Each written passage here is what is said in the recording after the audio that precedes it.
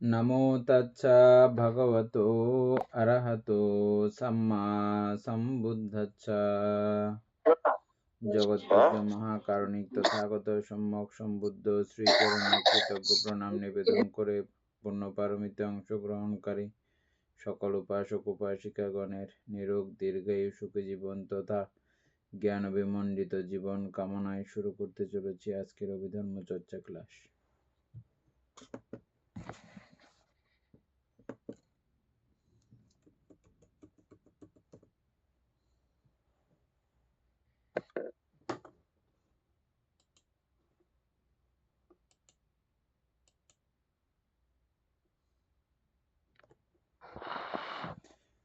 আমরা ঋতু সমুত্থান শেষ হয়ে গেছিল না? না বান্তে ঋতু সমর্থন শেষ হয় না, ওই চিত্ত সমর্থন শেষ হচ্ছে। চিত্ত সমুত্থান শেষ হয়ে গেছে।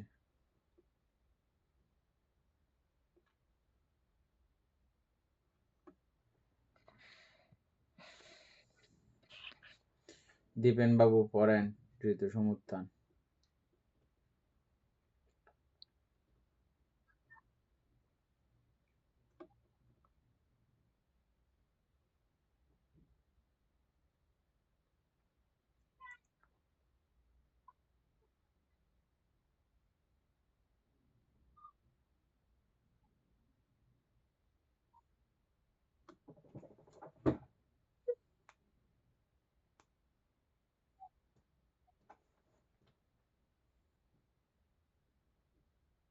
হ্যালো, উপাসক পড়েন। বন্দনা ভান্তে ঋতু সমর্থন থেকে। হ্যাঁ, আগের কোনো কিছু আলোচনা করব এরকম কিছু কথাবার্তা ছিল কি? নাই, ঠিক আছে। ঋতু সমুত্থান পড়েন। ঋতু সমর্থন রূপ তাপ বৈষম্যে রূপের বিভিন্ন অবস্থার উদ্ভবই ঋতু সমর্থন। ঋতু যেমন জীবদেহে তেমন দেহেতর রূপেও অবস্থান্তর ঘটায়। শুদ্ধাষ্টক শব্দ আকাশ, লঘুতা, মৃদুতা, কর্মণ্যতা, এই 13 প্রকার ঋতু সমর্থন রূপ। আকাশের নীলিমা, ইন্দ্রধনুর বর্ণ বৈচিত্র্য, জ্যোতিষ্কমণ্ডলীর সর্বস্ব, নদীর গান, সমুদ্রের উচ্ছ্বাস, অম্বর চুম্বিত হিমাচল, দুর্বাদলের শ্যামলতা, কমলার রস ইত্যাদি সমস্তই ঋতু সমর্থন রূপ।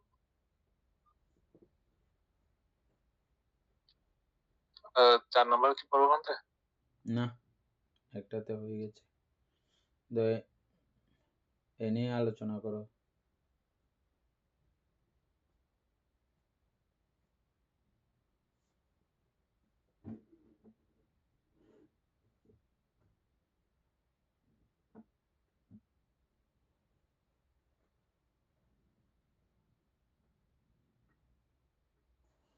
শোনা যাচ্ছে না।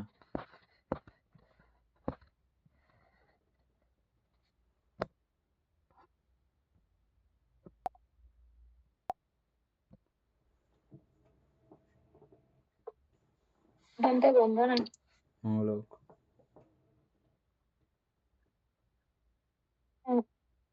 ঋতু সমর্থন রূপ তাপ বৈষম্য রূপের বিভিন্ন অবস্থার উদ্ভবে ঋতু সমর্থন।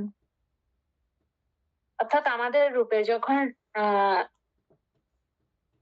রূপের যখন বিভিন্ন পরিবর্তন হয়, অর্থাৎ তাপের বৈষম্য, অথবা কিছুক্ষণ গরম অনুভূত হয়, নয়তো কিছুক্ষণ ঠান্ডা অনুভূত হয়, সেটাকে বলতেছে যে মানে এক এক সময় এক অনুভূত হয় বিদায়, সেটাকে বলতেছে যে ঋতু সমর্থন রূপ।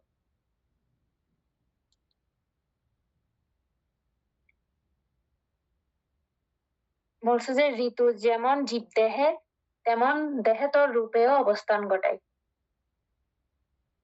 অর্থাৎ ঋতুর যে তাপমাত্রা, ঠান্ডা বা গরম যেটা, সেটা শুধুমাত্র আমাদের মানে মানুষের শরীরেই কিন্তু এটা অনুভূত হয় না। অর্থাৎ বিভিন্ন জীবদেহের মধ্যেই কিন্তু এটা মানে জীবদেহ থেকে শুরু করে, অর্থাৎ যে দেহে প্রাণ আছে বা জীবন আছে সেখানেও কিন্তু মানে এটার অবস্থান ঘটায়।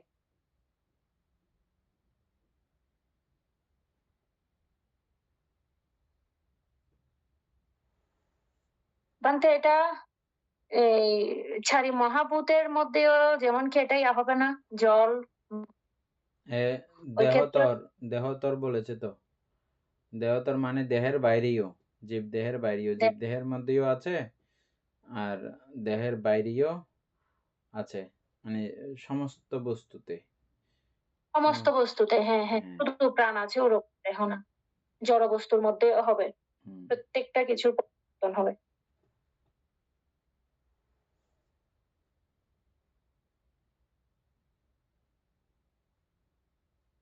শুদ্ধাষ্টক শব্দ আকাশ, লঘুতা, মৃদুতা, কর্মণ্যতা, এই 13 প্রকার ঋতু সমুত্থান রূপ।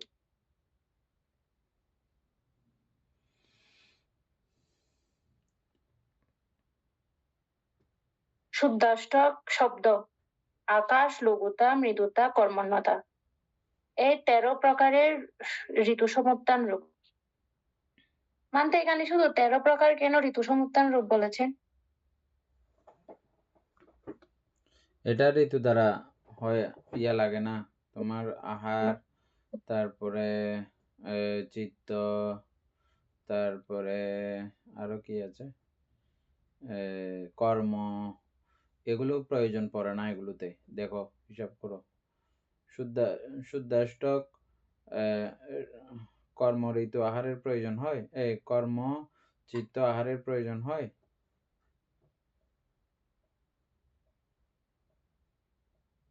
আমি বুঝি নাই সেটা। দীপেন বাবু বলেন শুদ্ধাষ্টক উৎপন্ন হতে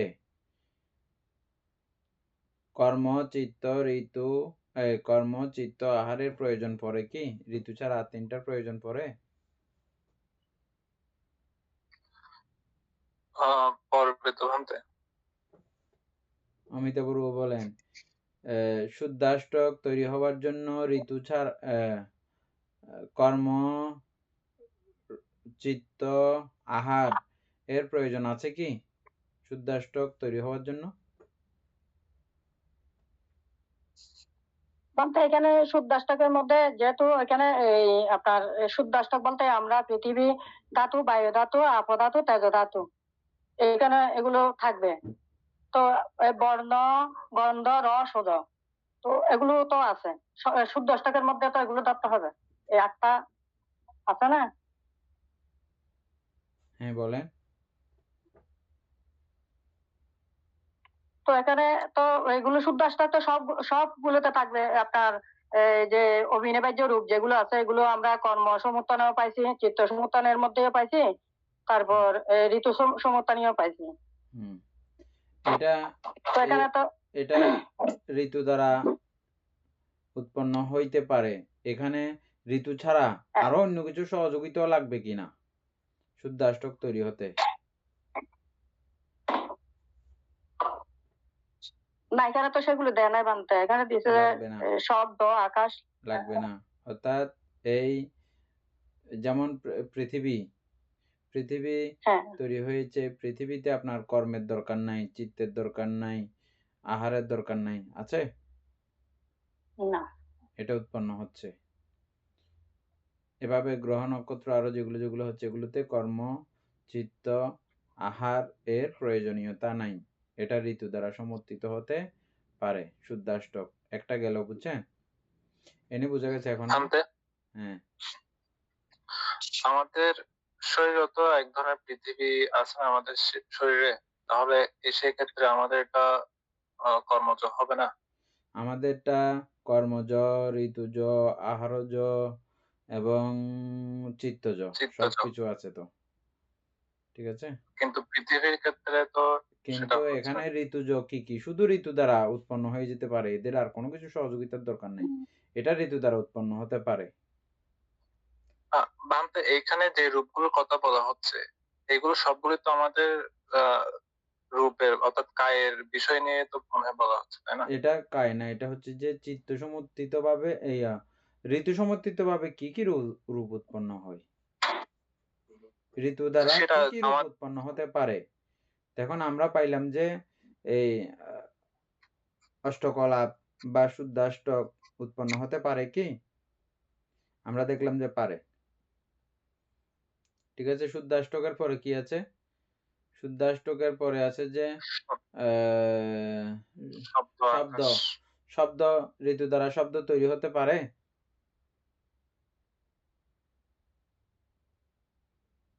কিভাবে? কিন্তু বর্ষাকালে যেটা ওই বজ্রপাত হয় তখন আর সেটা ঋতু আর দ্বারা আর আর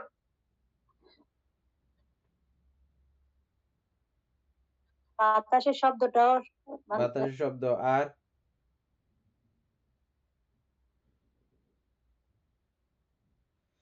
সমুদ্রের দেহের মধ্যেও গর্জন। হয়, দেহের মধ্যেও মানতে হয়। সমুদ্রের গর্জন, তারপরে হচ্ছে যে ঝর্ণার শব্দ, তারপরে বৃষ্টির শব্দ, হ্যাঁ, এই জাতীয় শব্দগুলো প্রকৃতির সৃষ্ট না? এখানে কর্ম বা চিত্ত বা আহার এ জাতীয় কোনো কিছু দরকার আছে? আছে? নাই। এজন্য শব্দ এনে বোঝা গেছে না?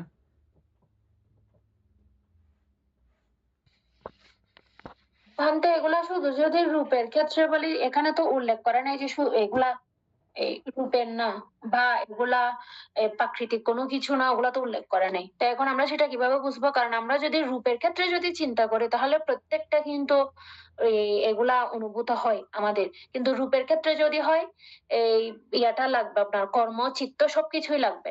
এখানে তো কোনো কিছুই যে উল্লেখও করে নাই সেটা।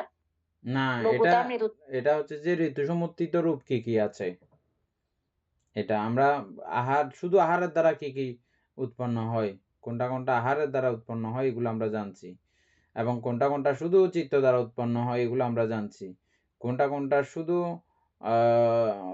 কর্ম দ্বারা উৎপন্ন হয় এটাও আমরা জানছি না?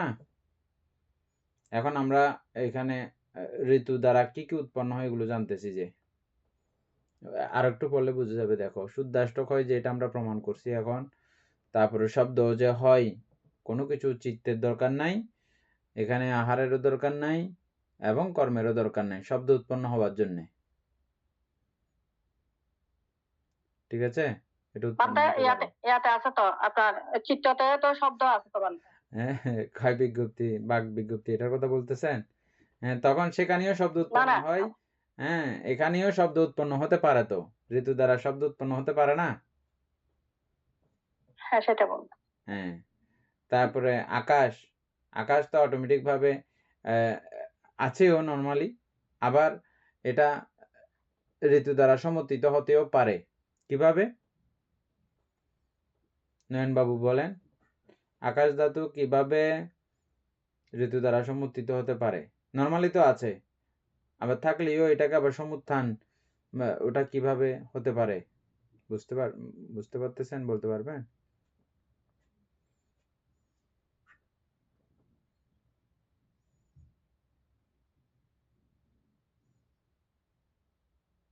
কত পৃষ্ঠা আমি এখনো খুঁজতেছি, এটা আমি একটু পড়তে হবে এটা।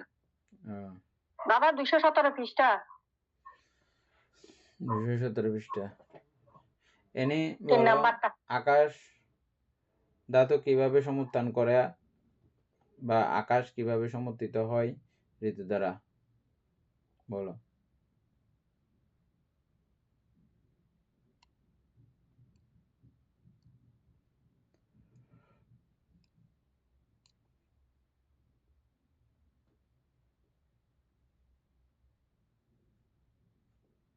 ভান্তে আমি বলতে পারবো না। আমরা এটা নর্মালি প্রমাণ করছি যে আগে থেকেই প্রত্যেকটা বস্তুই, পৃথিবীর প্রত্যেকটা বস্তুই, অথবা জগৎ বললেও অত্যুক্তি হবে না, জগতে যত প্রকারের বস্তু আছে কোনো প্রকারের বস্তু অছিদ্র নয়, সবকিছু সছিদ্র। ছিদ্র আছে, ছোট আর বড়, আমরা দেখতে পারি না বা বুঝতে পারি না, বোঝার মতো অবস্থা আমাদের নাই, কিন্তু সব কিছুই ছিদ্রযুক্ত বা সছিদ্র। একদম যতই কঠিনতম পদার্থ হোক না কেন, লোহা খণ্ড, এটা যতই শক্তিশালী খণ্ড হোক না কেন, তারপরও এখানে ছিদ্রতা আছে। সেটা আমাদের দেখার মতো ওরকম অবস্থা নাই বটে। ওই ছিদ্র বা ওই ফাঁকা জায়গার মধ্যে কি থাকে? এই আকাশ ধাতু থাকে।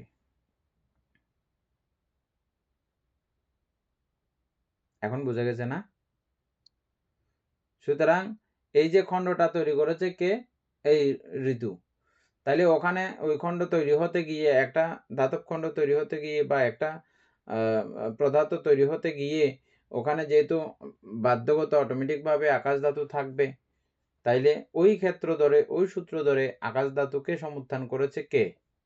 এই ঋতু। বুঝা গেছে না? বান্তে এটা ঋতু সমুত্থানটা এটা তো জানি যে আকাশের মধ্যেও মানে ওইটা আকাশ ধাতু কিভাবে বিদ্যমান থাকে সেটার, কিন্তু ঋতু সমুত্থানটা এটা তো বুঝতে পারি নাই, মানে কিভাবে পরিবর্তন হয়। মনে করো এই ঋতু দ্বারা গরম ঠান্ডা এটা সেটা মিলিয়ে একটা দলা একটা ফাঁকে গেছে আর কি, বুঝছো?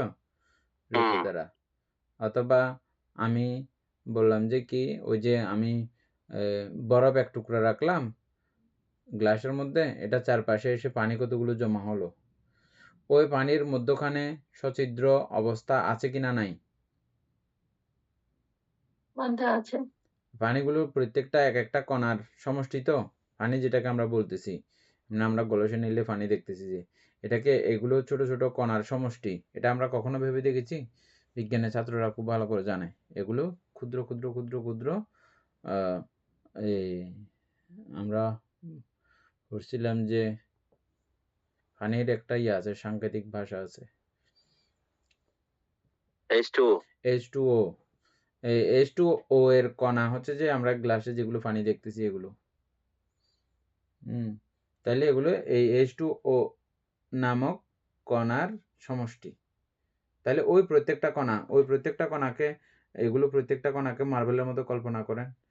মার্বেলের মধ্যে যেমন আমরা পানি দিলে আবার পানি আটতেছে, ওটা পুরো একটা যদি দলা হয়, দলা করলেও ওরকম ছিদ্র জায়গা থেকে যাবে, খালি জায়গা থেকে যাবে। তাহলে ওই যে হইল, এটা ঋতু দ্বারা সমর্থিত হইল, আর ওখানে খালি জায়গা বাধ্যগত সে নিয়ে নিল কতগুলো। ওই যে থাকে খালি জায়গা যে থাকে, ওই থাকাটাকেই বলা হচ্ছে যে সমুত্থান করেছে ঋতুয়ে। ওই হিসাবে নরমালি সমুত্থান মানে হচ্ছে কিছু নাই থেকে, বা এটা কিন্তু ওই প্রথমের কথাটা দীপেন বাবু মনে রাখতে হবে, কিছু নাই থেকেই এই রূপের উৎপত্তি না। রূপের কোনো, ঋতুর কোনো ক্ষমতা নাই রূপ নিয়ে আসতো কোথাও থেকে। রূপগুলো নানা আকার নানা প্রকারে আছে, এটাকে সমুত্থান করেছে বা রূপ চেঞ্জ করেছে, এরকমও বলতে পারি আমরা। এমন অবস্থায় ছিল, সমন্বয়ে উত্থান হয়েছে। এমন অবস্থায় ছিল, আবার এই অবস্থা পরিবর্তন করেছে এই ঋতু। এটা ওই পরিবর্তনের কার্যক্রমগুলোকেই বা পরিবর্তন ঘটানোকেই বলি যে আমরা সমুত্থান মূলত। উপাসক কি বলতে চাইছেন বলেন? বান্দা এটাই বলতেছি আমি, যে রূপের সমর্থন বা ঋতু সমর্থন মানে একটার সাথে আরেকটার সমন্বয়ে উত্থান হওয়া আর কি, একটা রূপের উত্থান হওয়া। তাহলে এ নিয়ে এখন কি পরিষ্কার হয়েছে?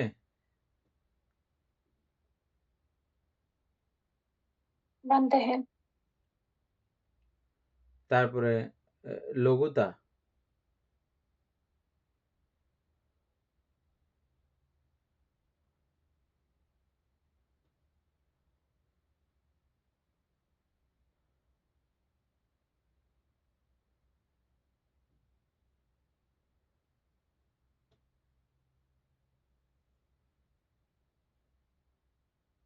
লঘুতা ঋতু দ্বারা সমর্থিত হতে পারে?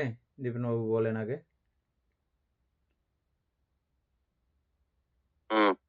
পারে। কিভাবে পারবে? মানে এখানে আমাদের বিষয়টা হচ্ছে ঋতু সমর্থন রূপ, তাপ বৈষম্য রূপের বিভিন্ন অবস্থার উদ্ভবেই ঋতু সমর্থন। তো ঋতু যেমন জীব দেহে, তেমন দেহেতর রূপেও অবস্থানান্তর ঘটায়। তাহলে শুদ্ধাষ্টক, শব্দ, আকাশ, লঘুতা, মৃদুতা, কর্মণ্যতা, এই 13 প্রকার ঋতু সমর্থন রূপ। এগুলো হচ্ছে রূপ। এই যে আপনার শুদ্ধাষ্টক, শব্দ, আকাশ, লঘুতা, মৃদুতা, কর্মণ্যতা, এগুলো হচ্ছে সব রূপ। এটা হচ্ছে ঋতু সমুত্থানের, এটা এক একটা রূপ।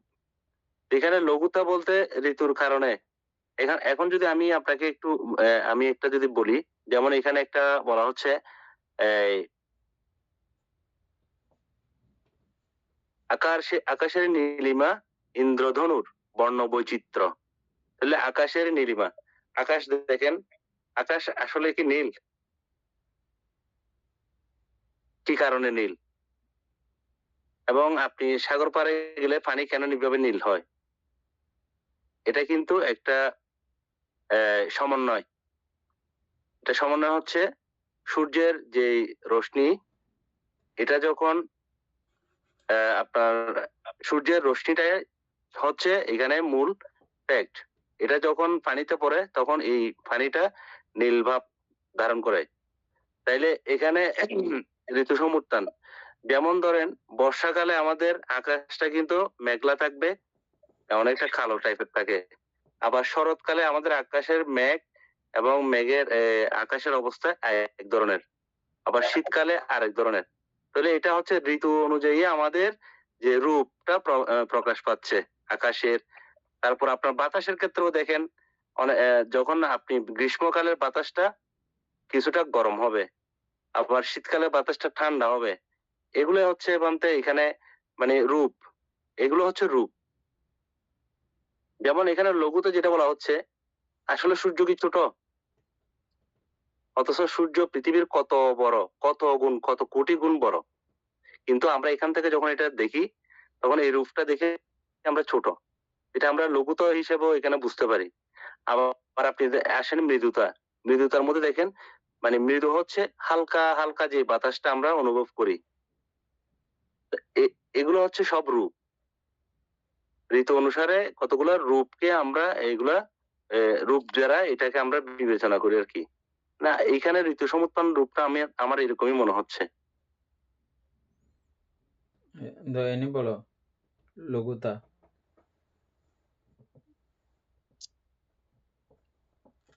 পান্তে এটা যদি আহ লঘুতাটা যদি শুধু ঋতু সমুত্থান দিয়ে যদি হয়, তাহলে এটা আমরা যদি ওই যে জল যখন বাষ্প হয়, তখন কিন্তু এটা কিন্তু তাপের কারণেই হয়। মানে তাপের কারণে গিয়ে ওইটা যখন একদম হালকা হয়ে যায়, তখনই কিন্তু মানে সেটা ওই যে বাষ্প হয়ে যায় হালকার কারণে। এমনি সরাসরি পানি কিন্তু কখনো মানে একদম, পানি যদি আমরা যদি ইয়ে করি, পানি কখনো হালকা না, পানি ভারী। তো এটা যখন মানে ওই তাপের কারণে অতিরিক্ত যখন গরম পড়ে, তখনই কিন্তু বাষ্পটা হয়। ওই বাষ্পের কারণে ওটা যখন হালকা হয়ে তারপর বাষ্প হয়ে যায় বা মেঘ হয়, তখন সেটা ওইখানে ওইটা লঘুতাটা বোঝা যায়। এটা আমি তারপরে বুঝে মৃদুতা। বলতে পারবো।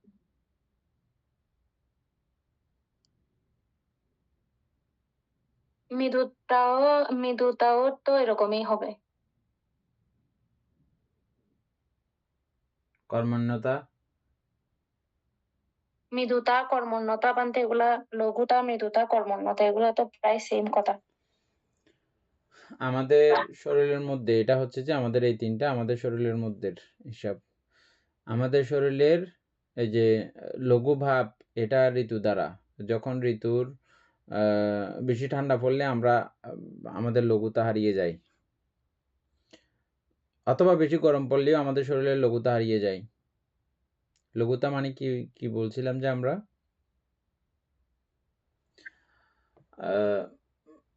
খুব সক্ষম বা হালকা ভাব, শরীরকে খুব হালকা মনে হওয়া, ইজি মনে হওয়া। হ্যাঁ, মানে আমার মনে হচ্ছে যে হ্যাঁ, এটা আমার দ্বারা এখন খুব ভালো, আমি এখন দৌড়াইতে সক্ষম বা হাঁটতে সক্ষম। হ্যাঁ, ওরকম একটা আমাদের শারীরিক অবস্থা থাকে না, ওই অবস্থাটা কিন্তু ঋতু দ্বারা সমর্থিত হয় আমাদের শরীরে। হয় কি মঙ্গলক? দীপেন বাবু এটা বুঝছেন? শরীরের যে লঘু ভাব, এটা ঋতু দ্বারা, ঋতুর কারণেও, ঋতুর সৌন্দর্যতার কারণে, ঋতু আমার অনুকূলে থাকার কারণে এই লঘু ভাব উৎপন্ন হতে পারে কি? হ্যাঁ বানতে পারে। এবং এই মৃদুভাবও উৎপন্ন হতে পারে কি? মৃদু বলতে যেমন খুশি তেমন সঞ্চালন। একেবারে হ্যাঁ কোমল বানতে। মৃদু শিশুর মতো, শিশুকে যেমন ডাইনে বসো ডাইনে বসবে, বাঁয়ে বসো বাঁয়ে বসবে, কোনো রকমের ইয়া করে না, কপটতা করে না, ছলচাতুরি করে না, একদম মৃদু থাকে বা কোমল থাকে বলি আমরা না। ঠিক আমাদের দেহ এরকম একটা ঋতুর কারণে সুন্দর ফুরফুরে বাতাস, একদম নয় ঠান্ডা নয় গরম, আমি ঠিক যেমনটা চাচ্ছিলাম তেমন, অথবা খুব ঠান্ডা পড়তেছে তখন আমি একদম একটু ইয়ে করলাম, গরমের ব্যবস্থা করলাম, আমার একদম খুব ফুরফুরে হয়ে গেছে, দেহের মধ্যে এরকম লঘুভাব মৃদুভাব এগুলো এসে যায়। এবং বানতে কর্মণ্যতা দেহ অবস্থা, ছাড়া হ্যাঁ এটা হচ্ছে যে দেহে, বানতে দেহ ছাড়া কি এটা দেহ দেহের ছাড়া কি অন্য কোথাও কিন্তু লঘুতা গুলা আছে না? লঘুতা, মৃদুতা, কর্মণ্যতা। না, লঘুতা মৃদুতা কর্মণ্যতা তিনটা এগুলো দেহের মধ্যে হিসাব করতে হবে, দেহের বাইরে না। এবং এটা দুই প্রকার, কায় লঘুতা চিত্ত লঘুতা দুইটা, বুঝছো? এই কায় লঘুতা কায়ের বাইরে না, এটা দেহের মধ্যেই আমাদের এই ঋতু দ্বারা এটা সমর্থিত হয়। এখন বানতে বুঝতে পারছো? লঘুতা মানে হচ্ছে যে হালকা না। হালকা আমরা ভাব, বানতে তুমি আগে, যেটা উদাহরণ দিয়েছো, হ্যাঁ, হ্যাঁ হয়তো সেটা যে কোনো কিছু পদার্থগুলো এরকম ইয়ার কারণে, ঋতুর কারণে এরকম হালকা পাতলা হবে, সেটাকে কেন্দ্র করে এই কথা না। এই লঘুতা মৃদুতা দুই সাইডেই আছে, শুধু চিত্ত লঘুতা এবং কায় লঘুতা দুই জায়গাতেই আছে, শুধু লঘুতা, হ্যাঁ অন্য জায়গাতে আর নাই। অন্য জায়গা থাকলেও আমরা ওগুলো হিসাবের বাইরে আমাদের, হ্যাঁ দেহ দিয়ে বুঝতে হবে। তাহলে দেহের এই তিন অবস্থা ঋতু দ্বারা উৎপন্ন হতে পারে কিনা? অবশ্যই। বানতে এটা তাপ বৈষম্য মানে এটা কি বোঝাচ্ছে যে প্রথম লাইনের মধ্যে একদম তাপ বৈষম্য। হ্যাঁ, এই মানে তাপের এগুলা কি বৈষম্য গরম মানে ঠান্ডা? হচ্ছে যে তোমার মাঝে মধ্যে গরম আমাদের ঠান্ডা? গরম লাগে ঠান্ডা লাগে এরকম লাগে না, তাপের বৈষম্য। তাপের বৈষম্যটাকেই মূলত এখানে বড় ঋতুর বড় একটা অবস্থান হিসেবে জানিয়েছে। কিন্তু ওই তাপও ওই আরো তিন অবস্থা ছাড়া ওই তাপের কোনো অস্তিত্ব নাই, এটাও আবার মাথায় রাখতে হবে। ঠিক আছে? এমনি নরমালি তাপের কারণে আমরা খাজুরের রস এমনি নরমালি আগে একটা কালার ছিল, এটা যখন গরম করছি এখানে হলুদ হয়ে যায়, আর একটু ইয়ে করলে আর লাল হয়ে যায়, আর একটু ইয়ে করলে আবার কালো হয়ে যায়, আর একটু ইয়ে করলে আবার ছাই হয়ে যায়, বিভিন্ন কালার চেঞ্জ হয়ে যায় না, এটা তাপের বৈষম্য। তাপ দিতে দিতে তাপের কারণে এটা রং পাল্টে যায়, কালার পাল্টে যায়।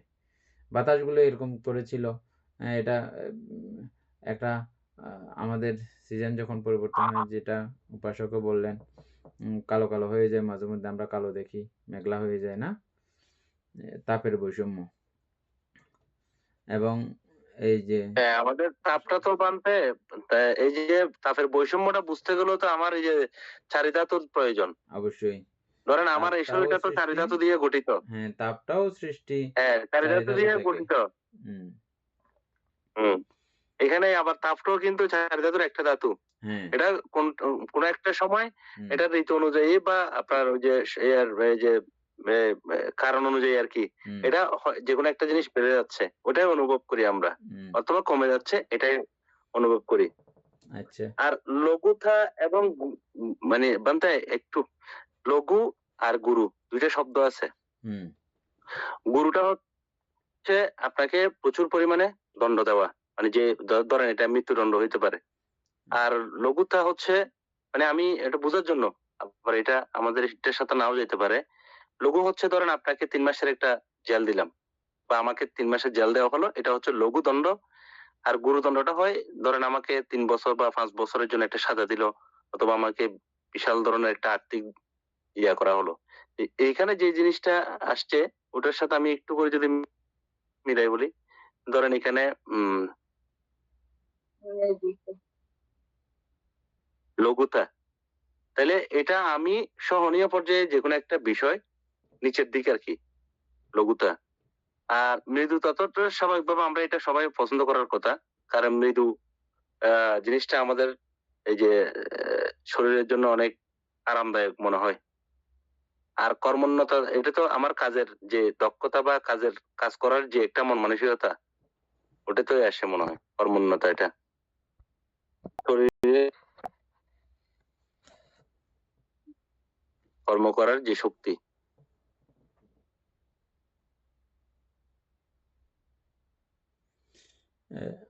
যেমন লঘু হচ্ছে প্রচন্ড যে যখন রোদ হয় প্রান্তে হ্যাঁ গ্রীষ্মকালে, তখন কিন্তু মানুষ রোদ বেশিক্ষণ কাজ করতে পারে না। আবার দেখা যাচ্ছে ধরেন আপনার শরৎকালে খুব বেশি রোদ হয় না, আবার কিছু পর পর মেঘ থাকে। ওই সময়টা ঋতু মানে মানুষের কাজের জন্য একটা উপযোগী হয়।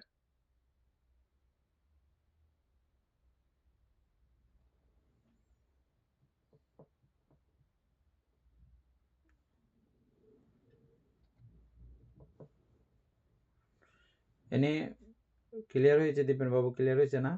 লঘুতা, মৃদুতা, কর্মণ্যতা।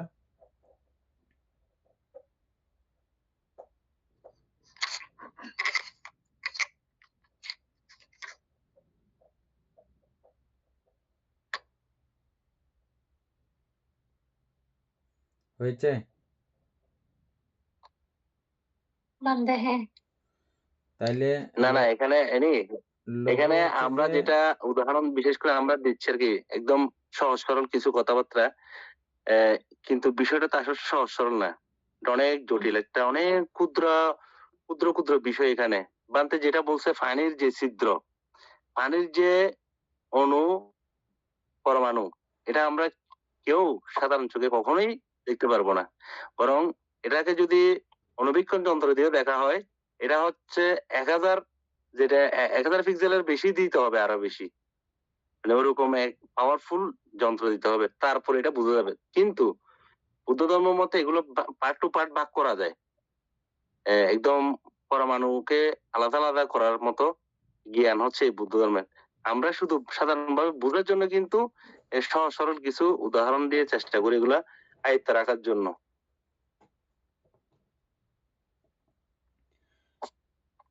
এই লঘুতা দুই প্রকার, মূলত কায় লঘুতা এবং চিত্ত লঘুতা। লঘু হচ্ছে যে হালকা ভাব। হালকা ভাব বলে আমরা সবাই খুব এটা ভালো মনে রাখার জন্য খুব উপযোগী। হালকা বললেও লঘুর যথাযথ ব্যাপারটা আসবে না। মানে লঘু দিয়ে যেটা বুঝাইতে চাই, মানে আমার খুব গুরুভাব না, লঘুভাব। গুরুভাব মানে আমি যেমন মানুষ বুড়ো হয়ে গেলে তখন একদম হাঁটতে পারে না, যেমন আমরা বরফের মধ্যে যখন হাঁটতে বলে আমাদেরকে আমরা হাঁটতে পারি না, বা অতি গরমে হাঁটতে যখন বলে তখন হাঁটতে পারি না। হ্যাঁ, তখন এটা এই লঘুভাব হারিয়ে যায়। হালকা ফুরফুরে একটা খুব তৃপ্তিদায়ক অবস্থা, একদম মনের মতো অবস্থা, হ্যাঁ, এরকম একটা অবস্থা তৈরি হতে পারে ঋতুর মাধ্যমে হয়। এই জন্য বলা হয় এটা ঋতু সমুত্থান রূপ, লঘুতা। এবং মৃদু ভাবটাও ওই ঋতু দ্বারা এভাবে একটা মৃদু মনে হয়, শরীরটাকে খুব একদম হালকা পাতলা মৃদু কোমল মনে হয়, এটাও ঋতুর। তারপরে এবং এই দুইটা থাকে যখন, তখন নিজেকে খুব কর্মান্যতা বা কর্মক্ষম, কর্মসক্ষম, এই যে অবস্থাটা, শারীরিক অবস্থা, এটা হচ্ছে যে এই ঋতু দ্বারা সমর্থিত হয়। যাই হোক, আমরা এই তিনটা আলোচনা করলাম। এই 13 প্রকার হচ্ছে যে ঋতু সমুত্থান রূপ।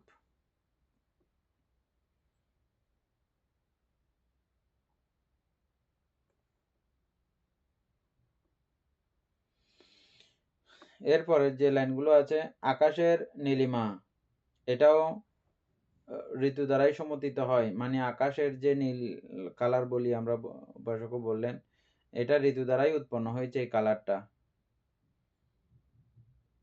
তারপরে রংধনুর যে কালার, বর্ণবৈচিত্র্য, হ্যাঁ, আমরা 7 কালার বলতেছি, এখানে কালারের অভাব নাই আসলে। হ্যাঁ, এই বর্ণবৈচিত্র্যতা, এটাও কিন্তু এই ঋতুরই কারণ। এবং জ্যোতিষ্ক মণ্ডলীর সর্বস্ব, জ্যোতিষ্ক মণ্ডলীর সর্বস্ব,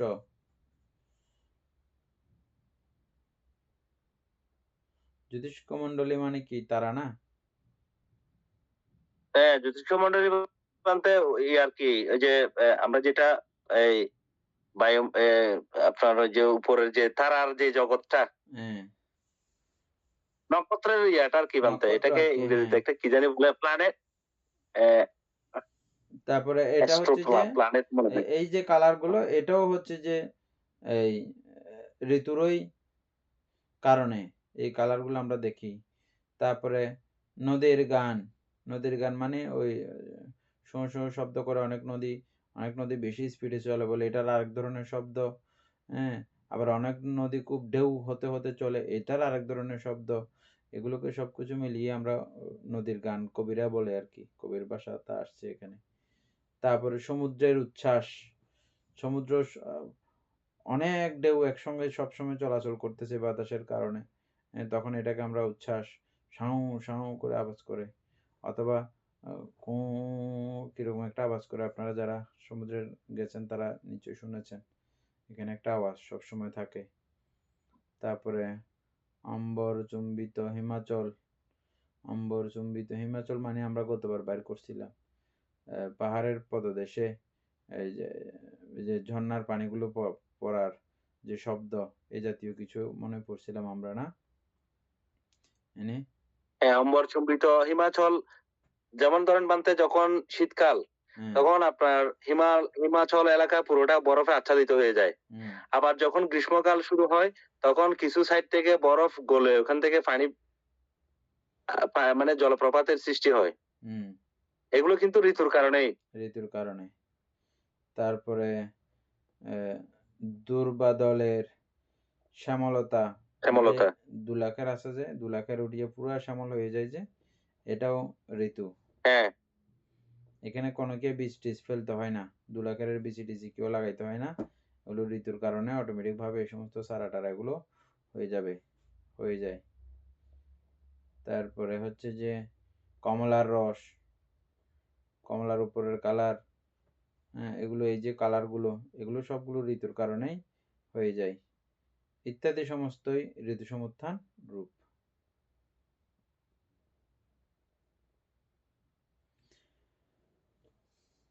তারপরে 4 নাম্বার পড়েন নয়ন বাবু।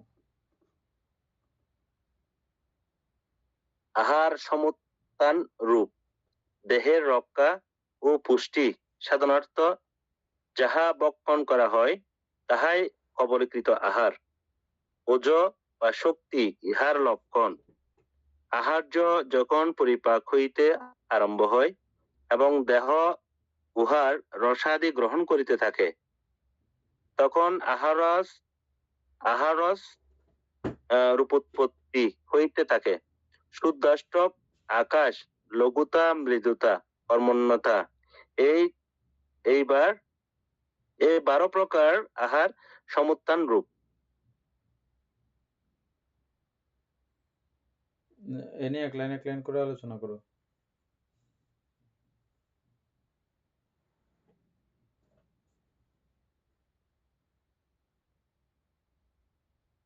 আহার সমুত্থান রূপ, দেহের রক্ষা ও পুষ্টি সাধনার্থে যাহা ভক্ষণ করা হয় তাহাই কবলীকৃত আহার। অর্থাৎ এখানে বলেছেন যে, অর্থাৎ আমরা আমাদের দেহ রক্ষা করার জন্য বা আমাদের দেহকে সুস্থ রাখার জন্য, বাঁচিয়ে রাখার জন্য, বৃদ্ধি করার জন্য আমরা মুখের মাধ্যমে যে খাবারটা গ্রহণ করি সেটাই হচ্ছে যে কবলীকৃত আহার।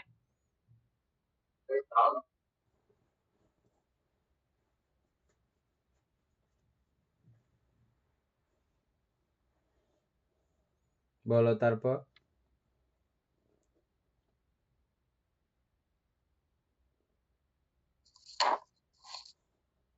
তারপর হচ্ছে উজ শক্তির ইহার লক্ষণ। অর্থাৎ উজ মানে ওই খাবার খেয়ে আমরা যে শক্তিটা পাই সেটাই হচ্ছে যে মানে ইহার লক্ষণ। উজকে বলছে যে শক্তির, উজর আরেক নাম হচ্ছে যে শক্তি। আহার্য যখন পরিপাক হইতে আরম্ভ হয়, দেহ দেহ উহার রসাদি গ্রহণ করিতে থাকে, তখন আহারজ রূপ উৎপত্তি হইতে থাকে।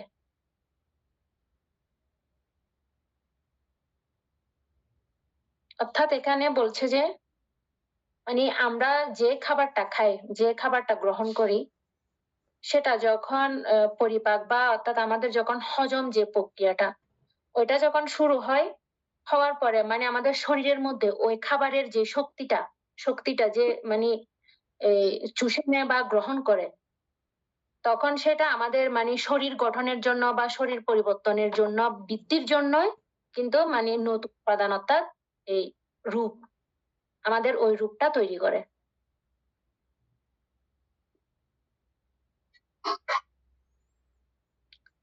তারপরে শুদ্ধ, আকাশ, লঘুতা, মৃদুতা, কর্মণ্যতা, এই 12 প্রকার আহার সমুত্থান রূপ।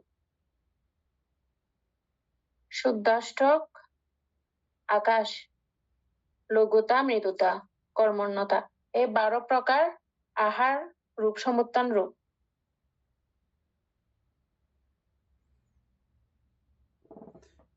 নয়ন বাবু বুঝছেন না? হ্যাঁ বান্তে। ঠিক আছে, দীপেন বাবু বুঝছেন, এটা সহজ আছে, বুঝছেন?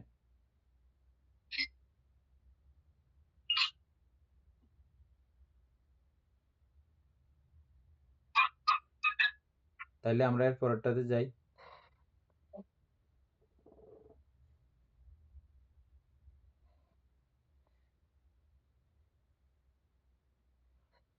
সবাই না বুঝলে বলেন, না হলে এর পরেরটাতে যাই। 8 নাম্বার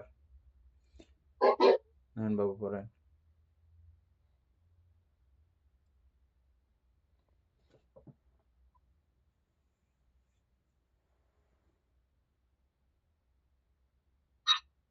লাভ যোজনা, কর্ম, চিত্ত, ঋতু এবং আহার দ্বারা রূপ উৎপত্তি হইল, তাহারা এক উৎপন্ন হয় না। কতকগুলি কতকগুলি পিণ্ডীভূত হইয়া উৎপন্ন হয়, এক কারণে একসঙ্গে উপচিত হয়, প্রবাহিত হয়, জড়তা ও অনিত্যতা প্রাপ্ত হয়। ইদৃশ পিণ্ডকে রূপকলাপ বলা হয়। 28 প্রকার রূপের মধ্যে 4 লক্ষণ আকাশ, এই 5 প্রকার কলাপবদ্ধ নহে। অবশিষ্ট 23 প্রকার রূপের 21 প্রকার কলাপ। অবিনিবার্য রূপ সর্বকলাপ সাধারণ। আকাশ ধাতু কলাপের পরিচ্ছেদ বা সীমা মাত্র, অঙ্গীভূত নহে। লক্ষণ রূপ কলাপের উৎপত্তি, স্থিতি, ভঙ্গ লক্ষণ মাত্র, কলাপ বিশেষের প্রজ্ঞাপনের কারণ নহে, এই জন্য ইহারা কলাপাঙ্গ নহে। দশের সমাহার, দশক চক্ষুকে উপলক্ষ বা প্রধান করিয়া যে 10 প্রকার রূপ একসঙ্গে উৎপন্ন, স্থিত ও ভঙ্গ হয়, তাহাদের কলাপ বা গুচ্ছ চক্ষু দশক। দর্শন কার্য চক্ষুরই একমাত্র বিশিষ্ট গুণ। তদ্ভিন্ন শুদ্ধাষ্টক এবং শুদ্ধাষ্টক ও জীবিত রূপ ইহার সাধারণ গুণ। এই প্রকারে অন্যান্য কলাপ বুঝিতে হইবে। কর্ম, চিত্ত, ঋতু, কর্ম, চিত্ত এবং আহার দ্বারা রূপ উৎপত্তি হইল, তাহার এখানে তো বই পড়তেছেন, বই কার কাছে আছে?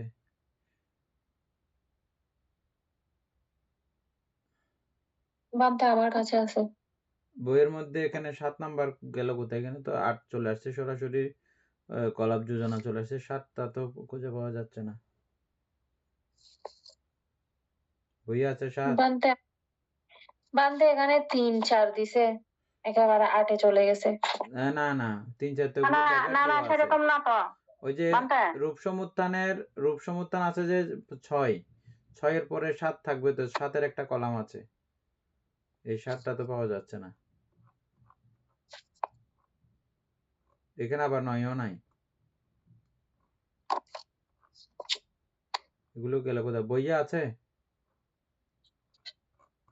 6, 7, 8, 9। বানতে এখানে শব্দ দিছে যে শুধু ওই এটা বর্ণ চক্ষু গ্রাহ্য এই জন্য ইহা দৃশ্যমান রূপ কিসব অদৃশ্যমান এখানে তো সাত দিছে ওই তো দিছে না? 5 6 7 8 2 আবার 6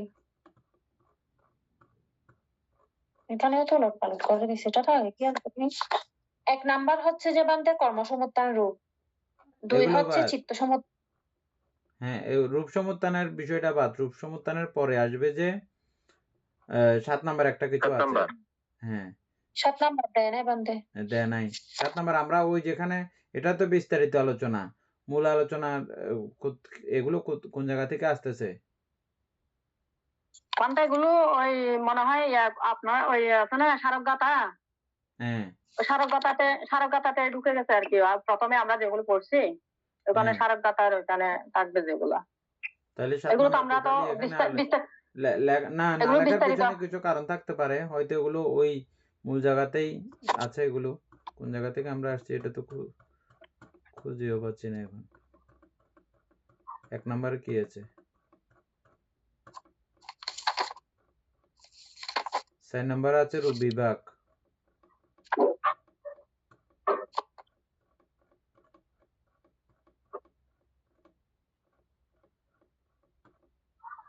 বানতে 8 নাম্বার হচ্ছে যে রূপ কলাপ ওইটা আর কি না এটা রূপ ওই তো কলাম। বললাম না ওই ওই 7 নাম্বার আছে যে 203 পৃষ্ঠায় স্মারকগাথা এটা ওই যেটা আমরা এতক্ষণ এগুলো বিস্তারিত আলোচনা করি। কর্মে অষ্টাদশ রূপ, চিত্তে পঞ্চদশ, চিত্ত ঋতু উৎপন্ন ত্রয়োদশ, আহারে দ্বাদশ। এখন যেগুলো পড়লাম হ্যাঁ, ওই সেজন্য এগুলো দেয় নাই আর কি। এগুলো দেয় নাই যে এগুলো 203 পৃষ্ঠায় স্মারকগাথা 7 নাম্বারটা আছে, 8 নাম্বারটা তারপর রূপকলা। 203 পৃষ্ঠাতে না? হ্যাঁ 203 পৃষ্ঠায় 7 নাম্বারটা স্মারকগাথাতে ওগুলো ওই উল্লেখ করে দিচ্ছে, তো সেজন্য এগুলো তো বিস্তারিত আলোচনা করা গেছে যে। ও 203 পৃষ্ঠাতে ওই ঋতু উৎপন্ন ত্রয়োদশ, আহারে দ্বাদশ, রূপ উৎপত্তি আদি শুধু স্বভাবে বিকাশ, লক্ষণ রূপেরে কহে করে না প্রকাশ। আচ্ছা, লক্ষণ রূপেরে কেহ করে না প্রকাশ। এ পর্যন্ত রূপ সমুত্থান নীতি। তাইলে এখানে 1 2 3 4 অষ্টবিধ অনিবার্য শুদ্ধাষ্ট, তারপরে কায় বিজ্ঞপ্তি দেষ্টক, এগুলো আমরা আগে তো খেয়ালও করি নাই কখনো। 2 প্রকার বান্তের সমুত্থান কলাপ। ইয়াটা বলে নাই যে মনে হয় হ্যাঁ, অপচয় সন্ততি জগৎ তার লক্ষণ রূপের ইয়াটা মনে হয় বলে নাই 9 নম্বরের উপচয় সন্ততি জড়তা অনিত্যতা এগুলা কি সবগুলোর মধ্যে কি পাওয়া গেছে চিত্ত সমুত্থান ঋতু সমুত্থানের মধ্যে কথাগুলো আসছে কলাপ যোজনা 9 নম্বরেরটা এখানে ইয়া আছে, একটা স্মারকগাথা একটা আছে, কিন্তু 8 নম্বরেরটা এখানেও তো আমরা খুঁজে পাচ্ছি না, এখানেও তো নাই।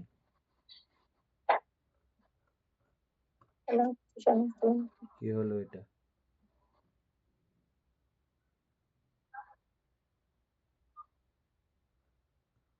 কলাপ যোজনা 9 প্রকার কর্মসমুত্থান। 8 নাম্বার হচ্ছে যে রূপকলাপ বা কলাপ যোজনা, এটা আসছে। আর 7 নাম্বার পুরো গাথা দিয়েই শেষ করে দিছে, আর কিছু নাই এখানে না।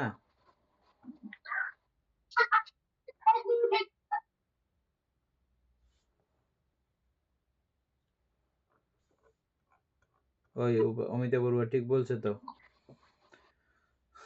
7 নাম্বারে কোনো কিছু ইয়া আসছে না, মানে ব্যাখ্যা কোনো কিছু আসছে না, শুধু গাথা দিয়েছে।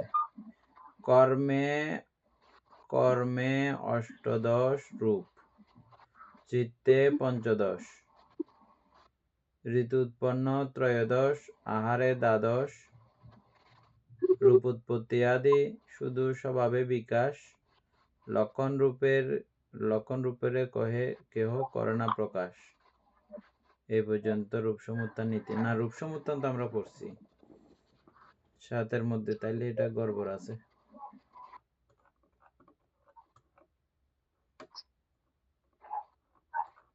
আচ্ছা, যাই হোক, এই নিয়ে ওই আরেকটা বইয়ে দেখতে হবে এই 7 নম্বরের জায়গাটা কি আছে। হ্যাঁ, বানতে হ্যাঁ ওই মানতে হ্যাঁ আমরা এখন এই যে কর্মসংস্থান পড়লাম না, হুম তো কর্মসংস্থানের মধ্যে আমরা এখানে অষ্টাদশ অষ্টাদশ 18 প্রকার আমরা পড়ছি না, 18 প্রকার পড়ছি তো।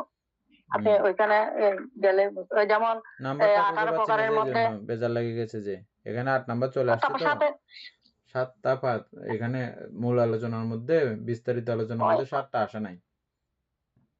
7টা আসে নাই, কিন্তু ওই 7টা 6 মধ্যে এখানে যেগুলো আমরা এখন পড়ে একসঙ্গে গেছি ঢুকে গেছে আর কি। এগুলোর মধ্যে হ্যাঁ এগুলো তো যেমন ঢুকলে 18টার নাম্বারটা মধ্যে চলে গেলে তো অসুবিধা না।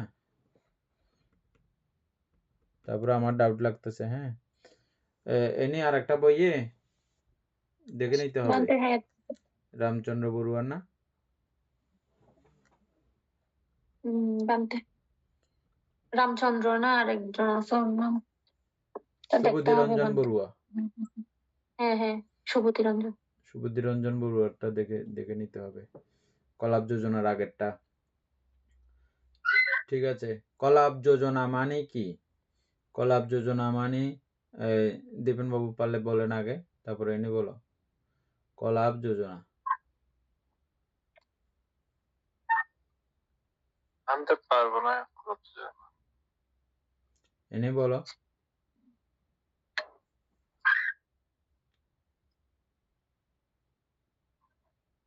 বানতে কলাপ মানে হচ্ছে যে আপনার এগুলা একসাথেই উৎপন্ন হয় আমাদের যে কোনো ধরনের কোনো মানে অর্থাৎ ওগুলা হচ্ছে যে মানে ক্ষুদ্র ক্ষুদ্র কণা ওগুলো একসাথে উৎপন্ন হয়, একসাথে মানে কার্যক্রম করে আবার একসাথে ধ্বংস হয়, এটাই।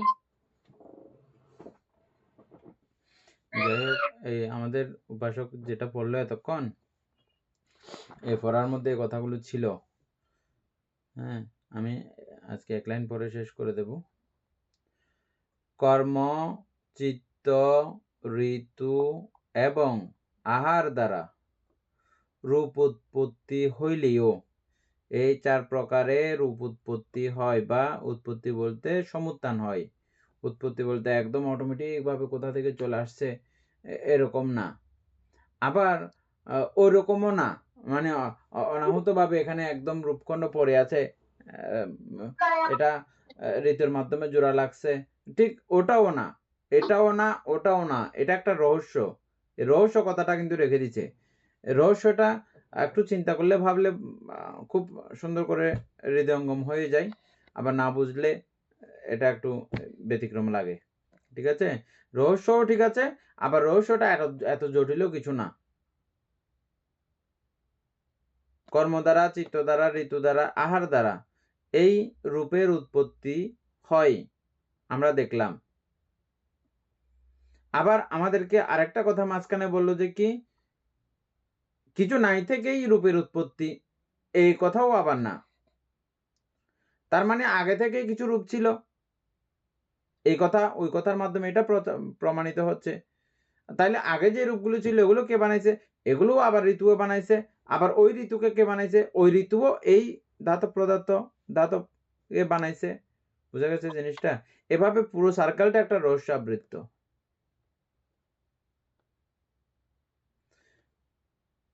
রহস্য মনে করলে রহস্য, আবার বৈজ্ঞানিকতা বুঝলে বা বিজ্ঞান বুঝলে কোনো রহস্যের ব্যাপার না, এই জিনিস এরকম এরকম থাকলে এটা উৎপন্ন হবে।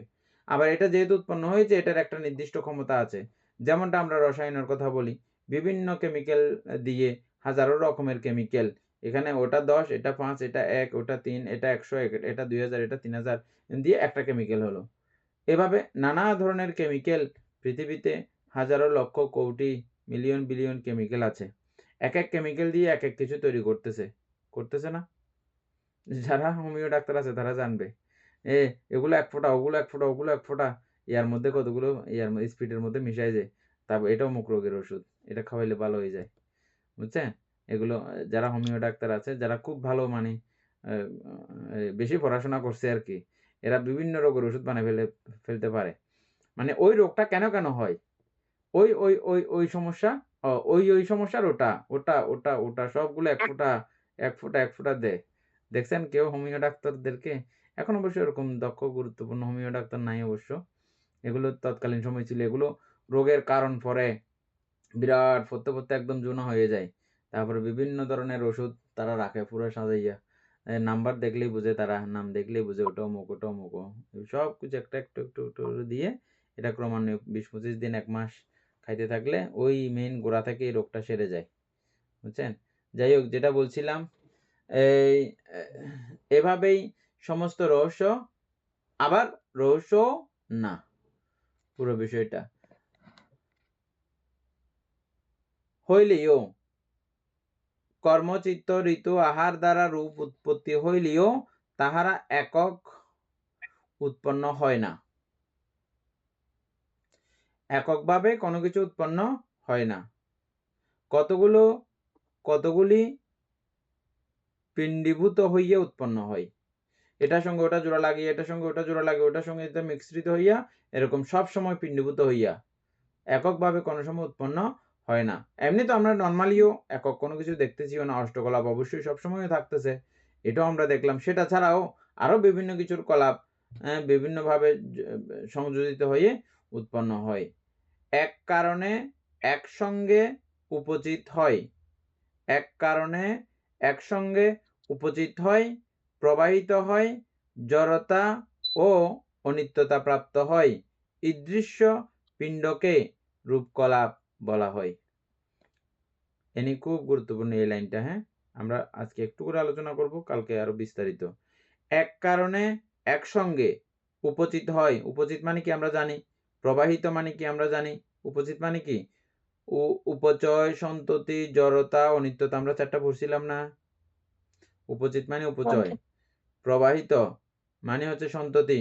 এই সন্ততিকে কেউ আবার ওই ব্যতিক্রমভাবে স্থিতিশীলতা বা নিত্যভাব প্রাপ্ত না হওয়ার জন্য এই জাতীয় কথাগুলো, যেটা সত্যি কথা, এটাই লেখা হয়েছে। প্রবাহিত সন্ততি মানে ওই প্রবাহিত অবস্থারই একটা অবস্থা, সন্ততি বা প্রবাহিত হয়। তারপর হচ্ছে যে জড়তা, তারপরে আবার অনিত্যতা। জড়তা মানে ওই প্রবাহিতের শেষ অবস্থা, ভাঙনের অবস্থা, সূচনার ভাঙনের শুরুর অবস্থা হচ্ছে যে এই জড়তা। আবার অনিত্যতা, একেবারে শেষ হয়ে গেছে, নিঃশেষ হয়ে গেছে যখন, তখন। এক কারণে একসঙ্গে উপচিত হয়, প্রবাহিত হয়, জড়তা হয়, অনিত্যতা হয়। ঈদৃশ্য পিণ্ডকে রূপকলাপ বলা হয়।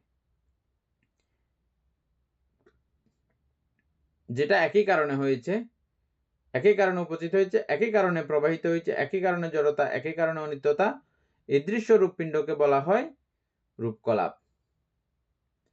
28 প্রকার রূপের মধ্যে 4 লক্ষণ ও আকাশ ও এক আকাশ, এই 5 প্রকার কলাপবদ্ধ নহে।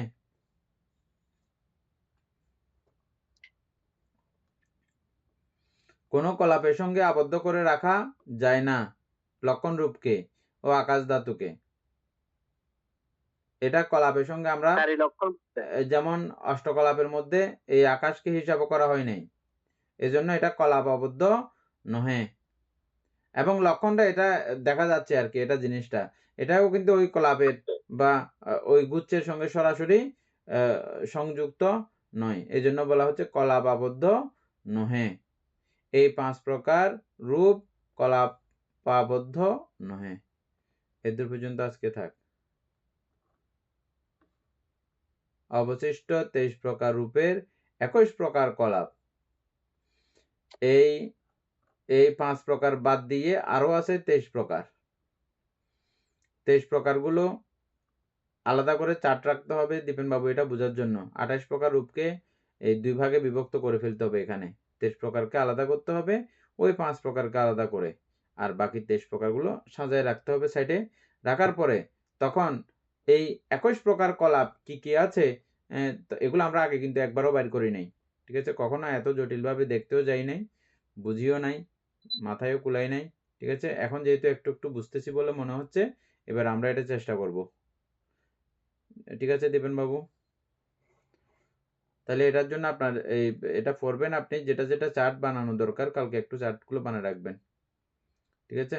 আর আপনি একটু করে ChatGPT থেকে সুন্দর করে একটা সবিস্তারে একটা ধারণা নিয়ে রাখবেন আগে ভাগে, যাতে আমাদেরকে সহযোগিতা করতে পারেন, ঠিক আছে? আজকে 2 লাখ চেষ্টা করবেন ক্লাস করার জন্য। সমাজ খ্যাতি, দ্বন্দ্ব, গাড়ি বাড়ি, প্রতিপত্তি, যশ খ্যাতি সহ সবকিছু আমাদের থেকে বহু গুণে বেশি পেয়েছেন এমন মানুষ পৃথিবীতে কেউ বেঁচে নাই। অন্য কেউর কথা বাদ নাই, আমরা গাথাতে প্রায় সময় আবৃত্তি করি সম্রাট অশোক, বিশ্বজোড়া খ্যাতি। সম্রাট অশোক মরে গেছে কখন? আজকে কত বছর হয়েছে? এই সম্রাট অশোকের নাম সারা বিশ্বব্যাপী, সারা ওয়ার্ল্ডের মধ্যে সম্রাট অশোক চিনে না এরকম খুব দেশ কম আছে। হ্যাঁ, তারপরে আরো খ্যাতনামা বিশাল ব্যক্তিত্ব বুদ্ধ, আজকে যাকে সারা ওয়ার্ল্ডের মধ্যে খুব নমস্য ব্যক্তি, শান্তির প্রতীক হিসেবে ওনার মুক্তি ব্যবহার করা হচ্ছে সর্বত্র সর্বদেশে। উনি ওনার কোনো মান যশ, ওনার কোনো রকমের ঐশ্বর্য নিয়ে বা ওনার প্রাপ্তি নিয়ে, ওনার জ্ঞানতা নিয়ে, ওনার সমৃদ্ধি নিয়ে কোনো কিছু নিয়েই তিনি আর থাকতে পারেননি। তিনিও মরে গেছেন, নির্বাণপ্রাপ্ত হয়েছেন, আমরা শ্রদ্ধা করে সম্মান করে বলি। হ্যাঁ, একেবারেই তিনি চিরতরে মিশে গেছেন। মৃত্যু আর কি, যেটাকে আমরা সত্যিকারের মৃত্যু, আমরা যে মরি এগুলো দেহ চেঞ্জ হিসাবেই আমরা বলি, কিন্তু মৃত্যু হচ্ছে যে বুদ্ধ যে পরিনির্বাণ প্রাপ্ত হয়েছেন ওটাই প্রকৃত মৃত্যু। আচ্ছা, এই সবাই সবকিছু রেখে রেখে রেখে রেখে মরে গেছেন, কেউ কোনো কিছু নিয়ে যেতে পারেন নাই। আমরাও যা যা কিছু মরামরি করিয়া, সত্য মিথ্যা বলিয়া, নানা ধরনের অপগণ্ডা ছড়িয়ে, নানা ধরনের, যেটা না করলেও আমার চলতো, এটা না করলেও চলতো, ওটা না করলেও এরে আমি তো খাই যে 1 পেট বরাবর, যতই যা কিছু হোক না কেন। আর তৃপ্তিটা কিন্তু একই। যারা চাষাপুষা মানুষ, ওরা যখন প্রচণ্ড কাজ করার পরে একটা ফুজ্জা মরিচ, একটা পেঁয়াজ, একটু করে লবণ মেখে যে পান্তা ভাতগুলো খায়, ওটাতে যে রুচি তৃপ্তি হয়, অনেক সময় আমরা পরিশ্রান্ত না, ভালো করে ক্ষুধা লাগে নাই, তখন বিরিয়ানি খাইলেও আমাদের ওই পান্তা ভাতের তৃপ্তির সমান তৃপ্তি কিন্তু ওটা না। প্রয়োজনে খাই যে, প্রয়োজনে ব্যবহার করে যে, হ্যাঁ, এটা এক সাইডের কথা। আর আরেক সাইডের কথা যেটা বলতেছি, যতই যা হোক না কেন আমরা খেতে পারি 1 পেট বরাবর। 1 পেটের বাইরে খান, যা প্রয়োজন নাই ভিটামিন তার থেকে বেশি খান, নাইলে ডায়াবেটিস, সুগার, প্রেশার, তারপরে ওজন বাড়তি, তারপরে চোখ নষ্ট, তারপরে নানা জাতীয় সমস্যা, শরীরে তেল বেড়ে গেছে, চর্বি বেড়ে গেছে, নানা জাতীয় সমস্যায় জর্জরিত হয়ে আয়ু নষ্ট হয়ে যাবে, সুখ নষ্ট হয়ে যাবে, স্বস্তি নষ্ট হয়ে যাবে, বুঝছেন? এই জাতীয় নানা সমস্যা। সুতরাং আমরা খেতে পারি, যতই যা করি না কেন খেতে পারি যে মাত্র 1 পেট বরাবর, ঘুমাইতে পারি যে মাত্র 1 ফিট বরাবর। 2 ফিটের মতো ঘুমানি, 2টা ফিট নাই তো আপনার, 2 ফিট কোত্থেকে ঘুমাবেন? ফিট আছে মাত্র 1টা, বুঝছেন? এবং ফ্যাট আছে মাত্র 1টা। 1 পেট বরাবর খেতে পারবেন, 1 ফিট বরাবর ঘুমাতে পারবেন।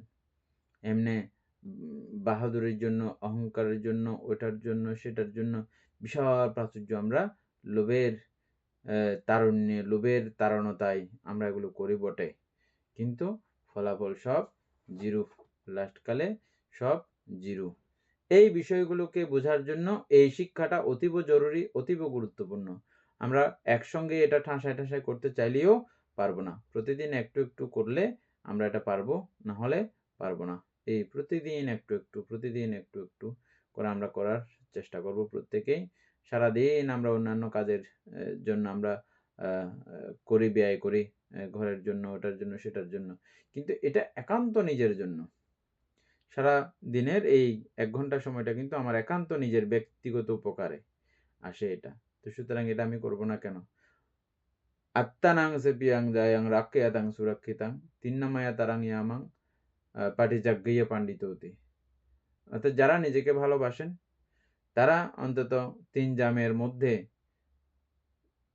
24 ঘন্টাকে 3 ভাগ করে 1টা ভাগ সময় হলেও নিজের জন্য অতিবাহিত করার চেষ্টা করেন এবং বয়সকে 3 ভাগ করে এই বয়সের যদি আপনি ধারণা করেন 60 বছর, তাহলে 40 বছর যেমনি তেমনি কাটাইলেও আরো 20 বছর অন্তত নিজেকে ওইভাবে সংযমী, একেবারে ফুলভাবে সংযমী রাখার যে প্রয়াস, হ্যাঁ, এই গাথাতে সেটাই বলা হয়েছে।